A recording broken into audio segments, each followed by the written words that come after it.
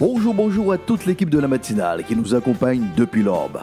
De cordiales salutations à tous nos auditeurs, à tous nos internautes, à tous nos amis de la chronique La Bonne Nouvelle. Une énième semaine s'est terminée, une nouvelle commence avec ce même principe. Nous sommes les gestionnaires de toutes les ressources que le Dieu de la vie met à notre disposition. Lors de notre dernière session, nous sommes partis de cette déclaration populaire. Si Dieu existe, pourquoi ceci ou pourquoi cela? Il semblerait que ce soit là un réflexe de l'homme, un échappatoire quand il se trouve dos au mur face à une mauvaise gestion de sa part. Cela me rappelle donc deux histoires qui en disent long sur notre capacité à ne pas assumer nos responsabilités. Le premier récit se déroule à l'aube de l'histoire de l'humanité, dans le Jardin d'Éden, en Genèse chapitre 3. C'est la scène de la tentation de la femme par le serpent. Il nous est dit: alors la femme vit que le fruit de l'arbre était bon à manger, agréable aux yeux, et qu'il était précieux pour ouvrir l'intelligence. Elle prit donc de son fruit et en mangea, et en donna aussi à son mari qui était avec elle, et il en mangea.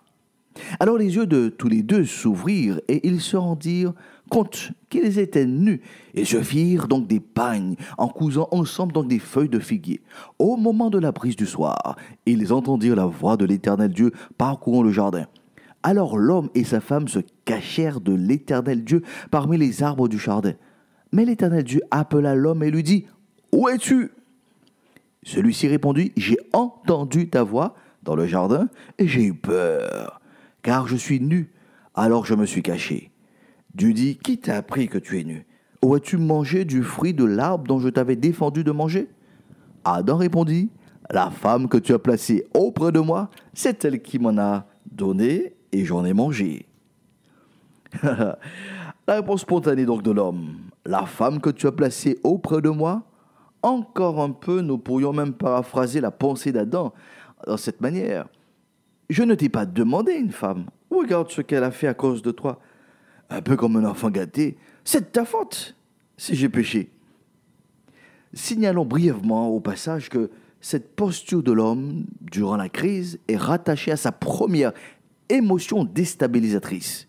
J'ai entendu ta voix et j'ai eu peur. C'est la panique à bord. L'homme perd donc le contrôle de la situation. C'est aussi un des points marquants de la parabole donc du Christ en Matthieu chapitre 25. Il en soit comme de quelqu'un qui allait donc partir en voyage. Il appela ses serviteurs et leur confia ses biens. Il remit à l'un 500 pièces d'or, à un autre 200, à un troisième 100, à chacun selon ses capacités. Puis il partit en voyage.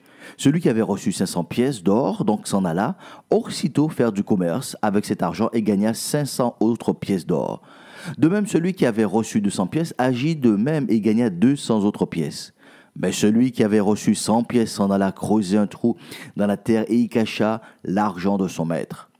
Le Christ nous explique dans la parabole donc que les deux premiers serviteurs ont multiplié par 2 la trésorerie que leur avait donc accordé le maître.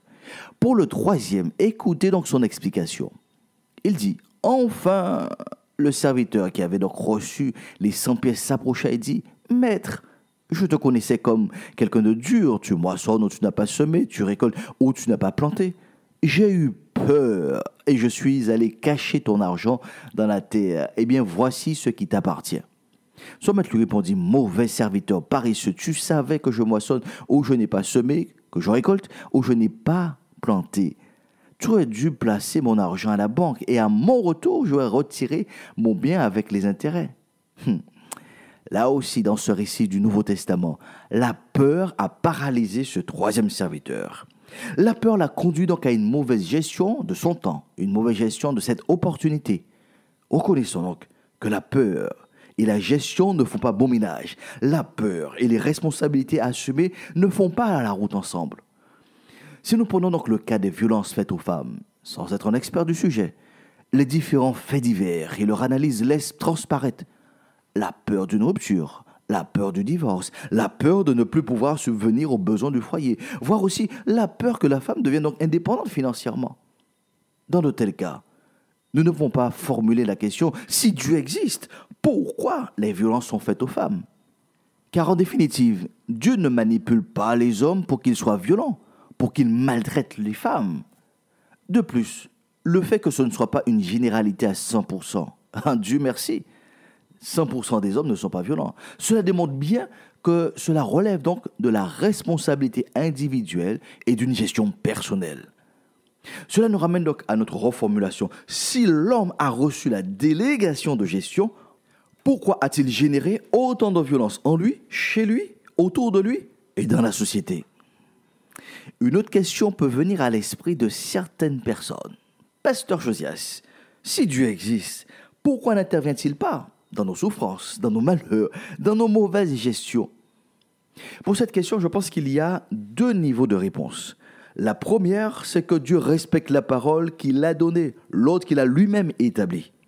Lisons à nouveau donc les propos de David dans le psaume 8. « Quand je contemple le ciel que tes doigts ont façonné, les étoiles et la lune que tes mains ont disposées, je me dis, qu'est-ce que l'homme pour que tu en prennes soin? Et qu'est-ce qu'un être humain pour qu'à lui tu t'intéresses? Pourtant, tu l'as fait de peu inférieur à Dieu. Tu l'as couronné de gloire et d'honneur. Tu lui donnes de régner sur les œuvres de tes mains. Tu as tout mis sur ses pieds. Tout le bétail, gros ou petit, les animaux sauvages, tous les oiseaux dans les airs et les poissons de la mer, tous les êtres qui parcourent les sentiers des mers. L'Éternel, notre Seigneur, que ta gloire est admirable sur la terre tout entière. » Le verset 7 nous apporte donc le premier élément de réponse. Tu lui donnes de régner sur les œuvres de tes mains. Dieu a donc remis les clés de la planète Terre à l'homme. C'est au même titre que le propriétaire d'une maison. Il perd donc le libre accès au logement une fois qu'il a remis les clés au locataire. La deuxième réponse, c'est que Dieu n'est resté ni indifférent, ni passif devant la déchéance de l'homme et de la femme. Face à la gestion calamiteuse de leur vie, à cause du péché, Dieu a pris l'initiative d'envoyer son Fils, son unique, dans les mêmes conditions d'humanité. C'est ainsi que Paul affirme en 2 Corinthiens 5, 19, « En effet, Dieu était en Christ réconciliant les hommes avec lui-même, sans tenir compte de leurs fautes. » Comprenons bien que la venue donc de l'enfant Jésus ne relève pas donc du hasard. Chaque élément, chaque détail de sa conception à son ascension contribue au parfait équilibre. Jésus, 100% humain, Jésus, 100% Dieu. Une des raisons principales de la venue du Christ sur la terre portait donc sur le rétablissement de l'ordre établi. Dieu est le propriétaire, l'homme est le gestionnaire, selon les règles laissées par le propriétaire et non selon les idées qui traversent l'esprit du gestionnaire.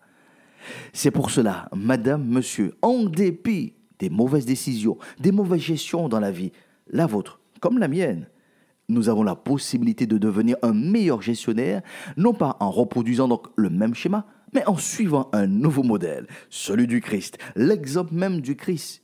Il a évolué sur cette terre comme tout être humain. Il a connu les mêmes besoins physiologiques, voire même il a enduré les mêmes tentations. Le tout sans avoir manqué le but, les objectifs qui devaient être atteints en tant que gestionnaire. C'est pour cela qu'il y a plus que de l'espoir pour vous, madame, pour vous, monsieur. Dans le Christ et en Christ, c'est une espérance vivante, authentique, qui s'offre à vous.